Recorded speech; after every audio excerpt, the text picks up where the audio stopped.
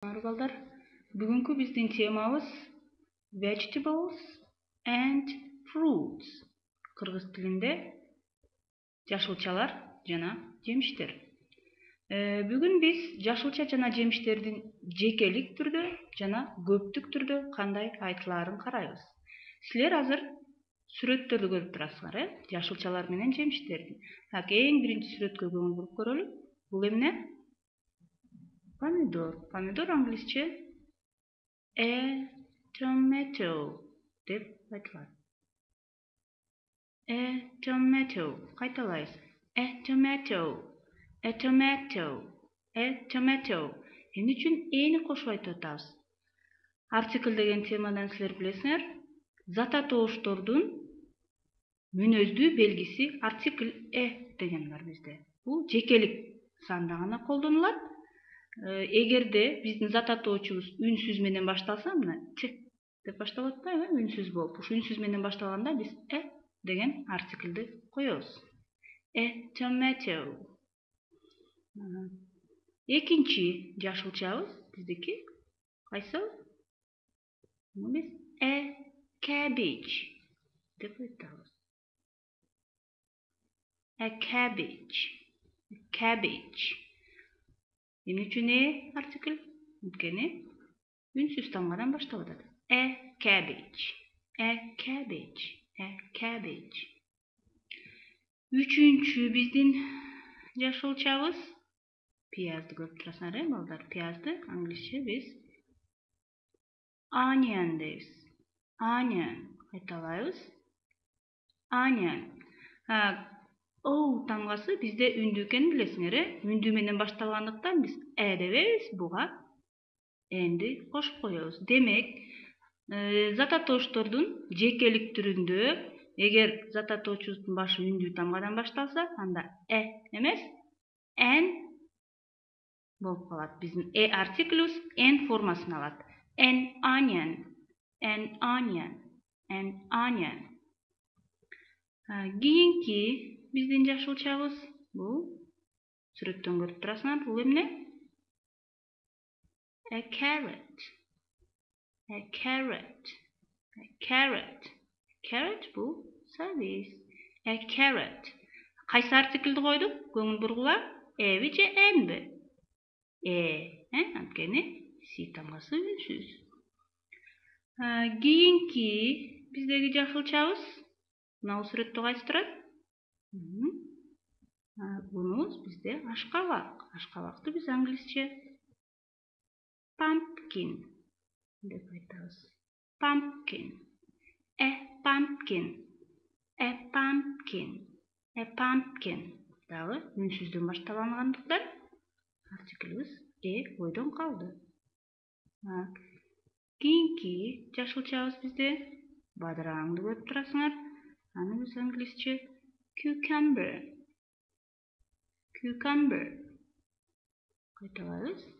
A cucumber. A cucumber. A cucumber. Дагы үнсүз менен башталып аткандыктан артиклибиз турат. Кийинки бизде картошка көрүп турасыңар, картошка. A potato. A potato. A potato. Үнсүз болгондуктан буга да деген артиклди койдук. Эми ушул жашылча жемиштердин көптүк түрүн карап көрөлүк, балдар. Көптүк түрдө бир помидорду биз эмне деп айттык? A tomato деп айттык. A tomato. Көптүк түрдү түзгөнүбүздө биз бардык эле зата тооштордун баарында ушундай экенин билесиңер. S мүчөсүн улайбыз. A tomato бир помидор болсо, бул жактагы сүрөттү карасаңар, үчөө болуп атат, Демек, көп. Анда tomatoes болуп калат. Tomatoes. Бул жакта эгер үндүү менен бүткөндө биз IS мүчөсүн улайбыз. Аягы үндүү менен бүтүп алгандыктан мынакей IS мүчөнү уладык. Tomatoes. Көптүк түргө биз деген артиклди албайбыз. албайбыз. Tomatoes көптүк түрдө артикль жок айтылат. Деген артикль бул жекелик санда гана колдонулат. Кийинкибиз капусталар деген сөздү алалы. Жекелик түрдө a cabbage, көптүк түрдө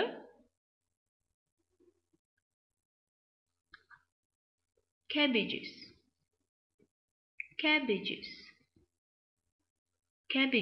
Буга дагы эс мүчөсүн улап койдук. Cabbages.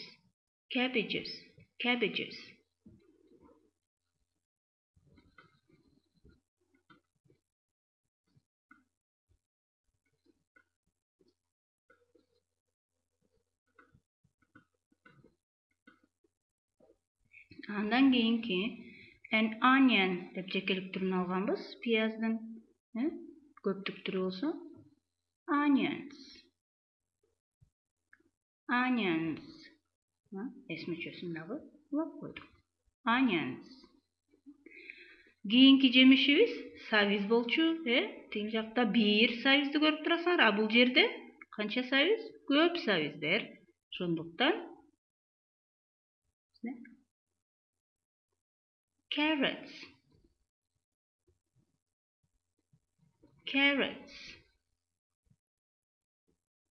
carrots.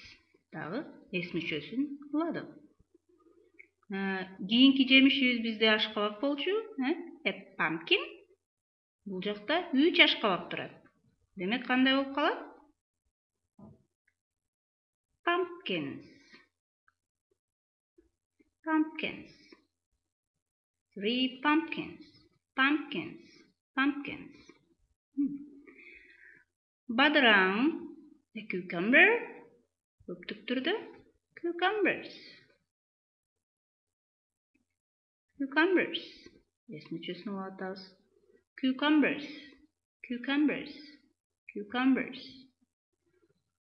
Ошондой эле биздин акыркы жашылчабыз картошка болчу.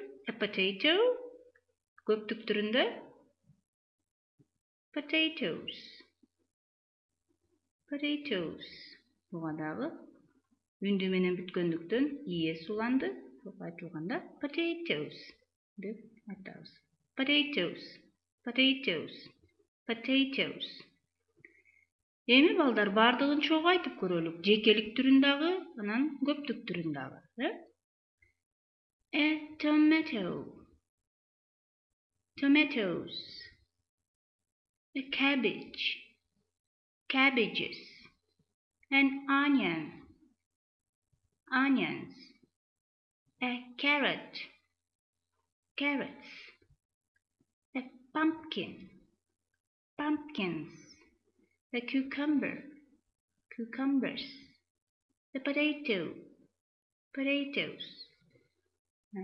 Ушинтип балдар биз бүгүнкү сабакта жашылча жемиштердин жекелик жана көптүк түрүнүн түзүлүшүн үйрөндүк.